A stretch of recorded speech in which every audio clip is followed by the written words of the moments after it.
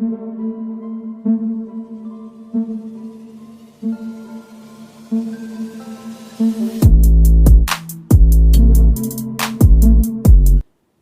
दोस्तों, scary story official में आप सबका स्वागत है।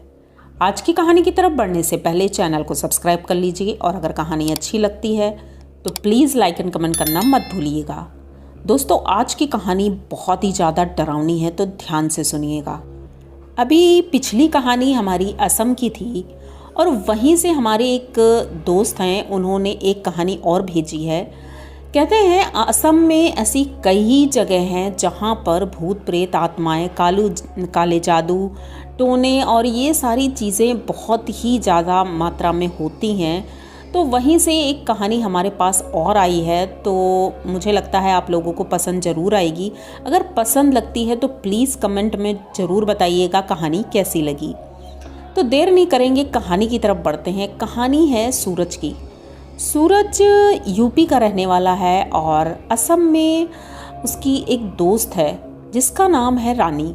रानी यहीं दिल्ली में रहकर पढ़ाई कर रही थी और वहीं पर सूरज से मुलाकात हुई थी। दोनों बहुत अच्छे दोस्त बन गए थे और इन दोनों की दोस्ती इतनी अच्छी थी कि दोनों की फैमिली वाले भी एक दूसरे को जानते थे।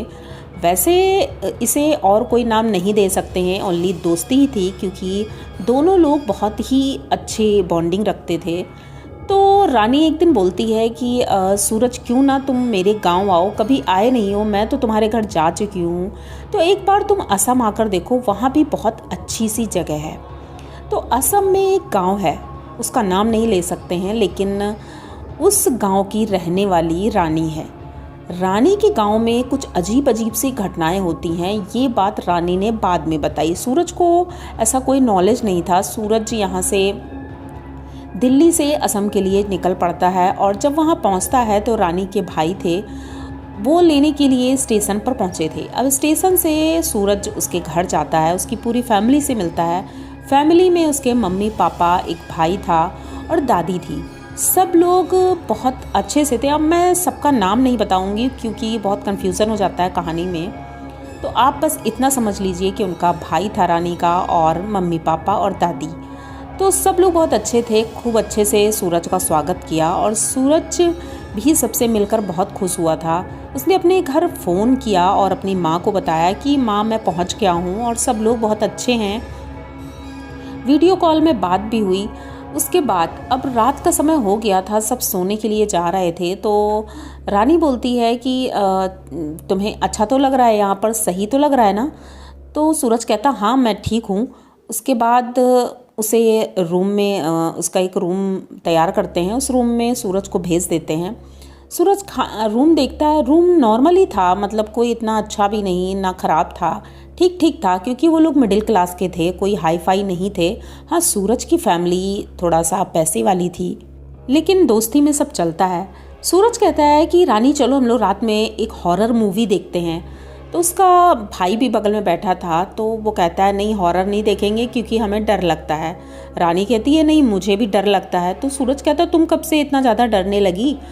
तो कहती नहीं, जब तुम यहाँ की बातें सुनोगे ना तुम्हें भी डर लगेगा।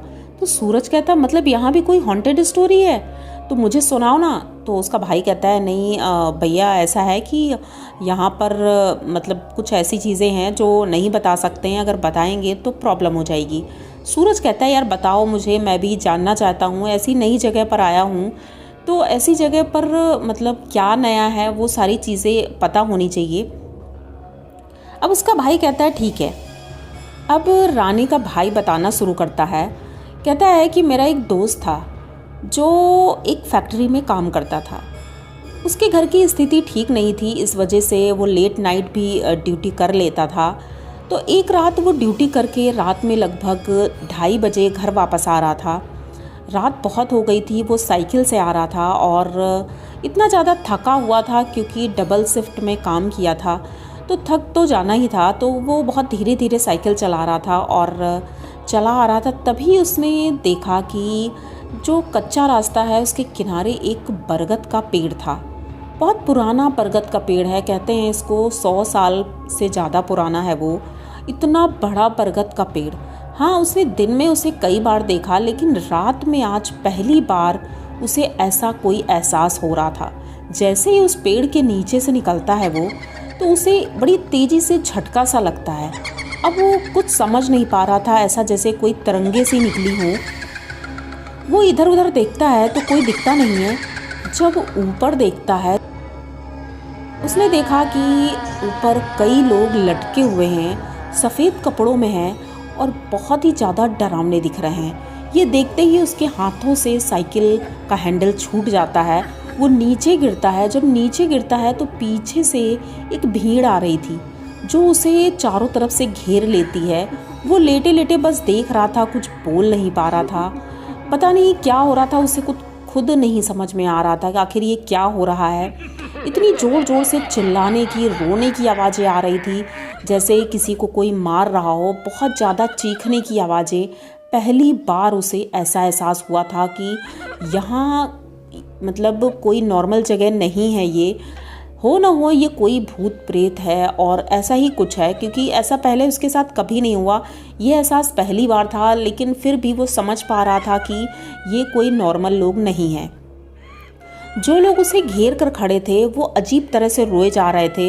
ये उठता है और उठकर धीरे से अपनी साइकिल उठाने की कोशिश करता है। इतनी हिम्मत थी उसके अंदर, क्योंकि उसके घर में अक्सर ये सारी चीज़ें लोग बात किया करते थे। तो उन्होंने कहा था कि भगवान का नाम लेना और उसके बाद वहाँ से चल देना, सब ठीक हो जाएगा। तो वैसे ही उन्होंने अपने इष्ट का नाम लिया और साइकिल पर बैठ गए। जैसे ही साइकिल थोड़ी दूर पहुँची थी तो उसे लगता है साइकिल बहुत भारी चल रही है। अब वो साइकिल चला रहा है लेकिन साइकिल चल नहीं पा रही है। जब वो थोड़ा पीछे मुड़कर देखता है तो देखता है एक सफ़ेद कपड़ों में आदमी बैठा हुआ है और इसी वजह से शायद उसकी साइकिल नहीं चल पा रही है। अब वो इतना ज़्यादा डर चुका था कि वो चलाए जा रहा था साइकिल। उसने सोचा कि कहते हैं कि अगर हम इस तरह बैठाल करके अपने गांव तक ले जाएंगे तो शायद वो आत्मा हमारे गांव पहुंच सकती है, औरों को नुकसान पहुंचा सकती है। तो ये क्या करता है, ये एक कुआं था, बहुत पुराना कुआं। उस कुएं के पास जाता है और वहाँ पर अपनी साइकिल खड़ी कर देता है। उसके बाद वो मतलब कोई उसे एहसास नहीं दिलाता है कि उसे कुछ पता है। वो ऐसा बिहेव करता है जैसे उसे कुछ पता ही नहीं है। वो टहलते हुए वहाँ से पैदल ही अपने गांव की तरफ चल देता है। अब उसे हल्का लग रहा था और महसूस हो रहा था कि शायद अब मैं ठीक हूँ। रात का लगभग 3:30 बज चुका था और अभी वो अपने घर नहीं पहुँचा था। पीछे मुड़कर जब वो देखता है तो वो जो सफ़ेद परछाई थी या कोई था, वो उस साइकिल के पास कुएं के नज़दीक खड़ी हुई दिखाई देती है और ये बहुत तेज़ी से अपने गांव की तरफ भागना शुरू कर देता है। अपने गांव पहुंचता है तो गांव के लोग जब देखते हैं तो पूछते हैं क्या हुआ है। तब ये पूरी कहानी बताता है। तो गांव के लोग बताते हैं कि उस रास्ते में जो वो बरगद का पेड़ है वो बहुत पुराना है, लगभग 1820 के टाइम का है, जब असम और वर्मा में युद्ध हुआ था। तो वर्मा के जो लोग थे, वो लोग जो गरीब असमिया लोग थे, उनको पनिश करने के लिए उस पेड़ में बांध करके जला दिया करते थे। तो जिससे कि पेड़ तो जलता ही था, साथ में वो भी जलकर उसी में मरते थे। तो मतलब उनकी आत्मा कहते हैं उस बरगद के पेड़ में ही रहती है और सैकड़ों लोग उसमें मारे गए थे। इसीलिए वो पेड़ भूतिया पेड़ कहा जाता है। उस पेड़ के आसपास शाम के बाद कोई भी नहीं निकलता है, यहाँ तक कि दोपहर में भी कोई भी नहीं जाता है, क्योंकि वहाँ पर लोगों ने ऐसी गतिविधियाँ महसूस की हैं कि वहाँ पर कुछ ना कुछ तो है जो कि नॉर्मल नहीं है। तो आप लोगों को क्या लगता है इस कहानी में कहाँ तक क्या सच्चाई है? कहानियाँ तो बहुत हैं इस पेड़ के ऊपर, लेकिन ये एक कहानी थी जो मैंने आप लोगों को सुनाई। अब ये सुन करके सूरज तो एकदम से डर जाता है। वो सोचता है कि मैं देखना चाहूँगा ये पेड़ कैसा है। अब उसका भाई कहता है कि नहीं सूरज भैया, आप वहाँ नहीं जा सकते हो क्योंकि वो पेड़ बहुत ज़्यादा डरावना है।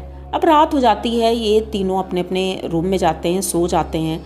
सुबह होती है, सूरज घूमने के लिए घर से बाहर निकलता है रानी के भाई के साथ और वो चल देता है। जब वो पेड़ के नज़दीक पहुंचता है तो सूरज उससे कहता है क्या यही पेड़ है वो? तो उसका भाई कहता है हाँ ये वही पेड़ है और ये नॉर्मल नहीं है। इसे देख करके सूरज भी डर जाता है क्योंकि वो पेड़ इतना बड़ा था। ये लोग जबकि बहुत दूरी से देख रहे थे तो इतना बड़ा और इतना खौफनाक दिख रहा था दिन में ही। ये देख करके सूरज आज भी बहुत डर जाता है। जब ये कहानी सूरज ने ही हमें बताई है तो उन्होंने बताया बहुत ही ज़्यादा डरावना पेड़ था वो। तो उनका असम का ये एक्सपीरियंस बहुत डरावना था और अच्छा भी लगा उन्हें, क्योंकि वहाँ पर बहुत अच्छी अच्छी जगह हैं। तो आप लोगों को सूरज की ये कहानी अगर अच्छी लगी हो तो प्लीज़ चैनल को सब्सक्राइब करिए, लाइक कमेंट करिए, शेयर करिए। इसी तरह की नई नई कहानियाँ मैं लेके आती रहती हूँ। तो मिलते हैं फिर किसी नई कहानी में, तब तक के लिए डरते रहिए।